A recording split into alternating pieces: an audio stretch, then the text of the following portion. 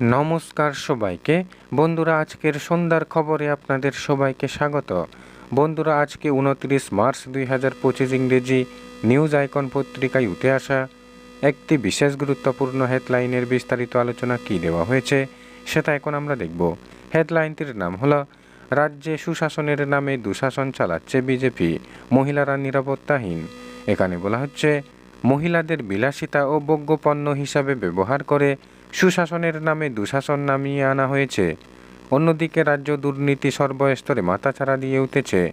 মহিলা কংগ্রেসের উদ্যোগে বিক্ষোভ কর্মসূচিতে অংশ নিয়ে এমনটাই বললেন প্রদেশ কংগ্রেস সভাপতি। রাজ্যের সুশাসনের নামে দুঃশাসন চালাচ্ছে শাসক দল বিজেপি। দুর্নীতি সর্বস্তরে মাথাচাড়া দিয়ে উঠেছে। রাজ্যের মহিলারা নিরাপত্তাহীনতায় ভুগছে। সদর জেলা মহিলা কংগ্রেসের উদ্যোগে বিক্ষোভ কর্মসূচিতে অংশ নিয়ে এমনটাই বললেন প্রদেশ কংগ্রেস সভাপতি আশিস কুমার সাহা। রাজ্যে ক্রমাগত নারী ও শিশু ধর্ষণ, খুন, নির্যাতনের অভিযোগ এনে শনিবার বিক্ষোভ কর্মসূচির আয়োজন করে সদর জেলা মহিলা কংগ্রেস কমিটি। সেই সঙ্গে তারা জানায়, সমাজের সকল স্তরে নারীর নিরাপত্তা নিশ্চিত করতে সরকারকে আরও কার্যকরী পদক্ষেপ নিতে হবে।